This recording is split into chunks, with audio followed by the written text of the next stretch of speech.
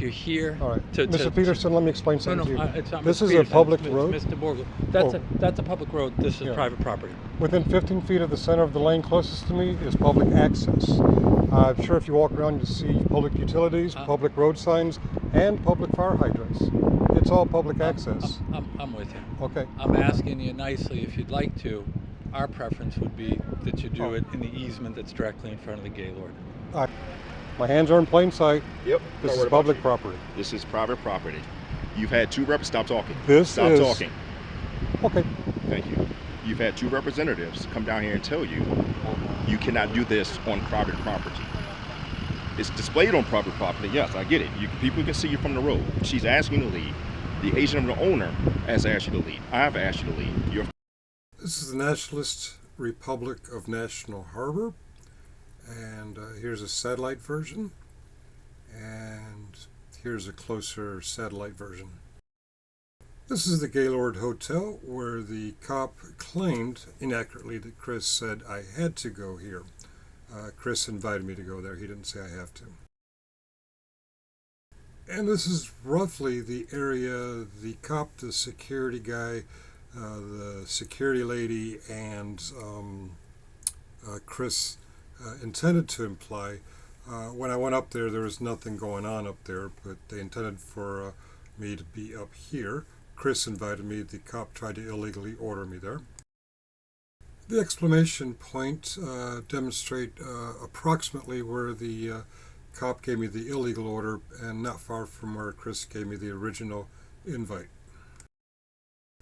And then the red arrows I'm kind of loosely putting around the main roads, sidewalks that I traveled.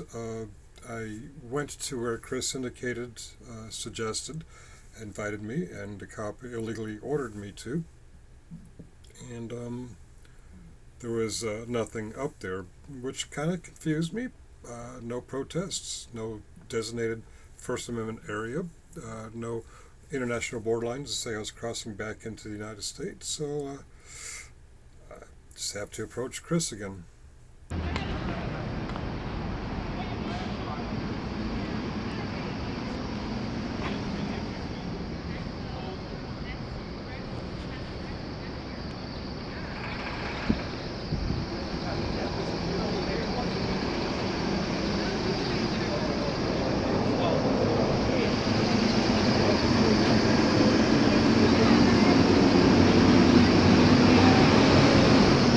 Hey Chris, I think you may have misinformed me. What? I went all the way up the hill from the Gaylord and there's no protesters there against the... No. I didn't say there was a protest. I said we would prefer, if anyone is here, to protest the fact that there is the CPAC convention. So it's been, that's what I'm looking for. It's been adjudicated, right? It's been in front of, there was a group that wanted to protest something else that was going on. And they said, look, if you're here to protest something that's occurring in the Gaylord, you know what they were? There was, they were nuns that were here to protest something to do with the Air Force. I digress. May I interrupt and ask, where can I stand if the police don't harass me?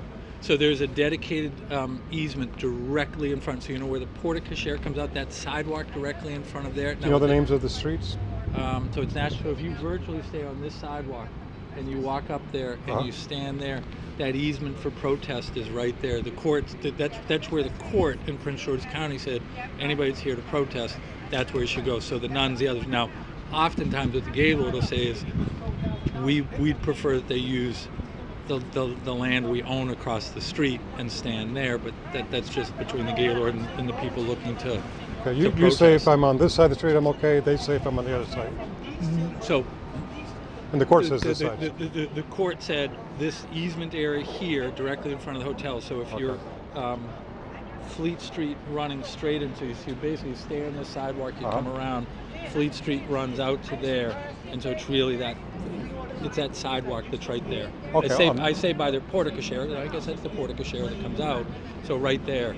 And normally what the hotel says is to just avoid any conflict or anything. They just say, hey, if you could go over into that park, but I'll let the Gaylord decide what they, because literally when I told you, it's as if there might be a wall between the two of us. I mean, physically, we're not, this is governed by a homeowners association, and then like you said, the county does own some of the roads, not all of the roads. Some of the roads are private, but that's where Okay. people are asked to issue their message. So, All right. Thank all you. right, good to see you. Thank Good you. to- I appreciate it. All right. Yep. Oh, for the record, Yes, sir. you never told me to leave, did you? You said you appreciate No, I if I said go up I there. said our preference as the commercial owner Okay. is that you go over there. Any ask to leave is really based on behavior that's All right. not part of our code of conduct. Any of that, That's what I thought. that's really what we would Okay. refer to as behavior based on the code of conduct. The officer lied. He said you said I have to leave. I said You said appreciate it if I so- go up so- there. So really, what we asked for.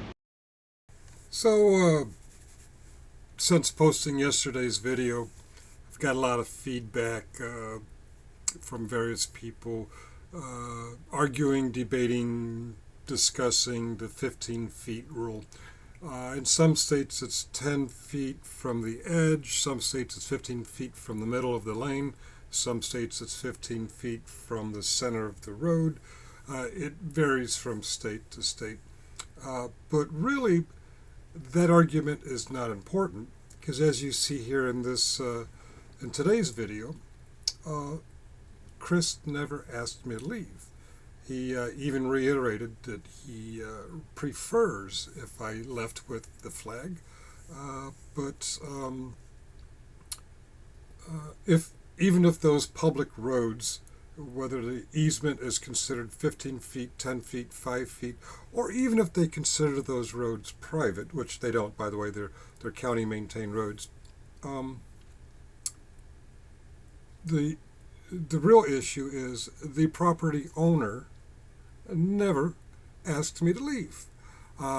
If you're not sure what video I'm talking about, here it is. I'll circle it in red. It's also in this playlist for the stuff that I encountered on or in and around CPAC on March 1st, 2023.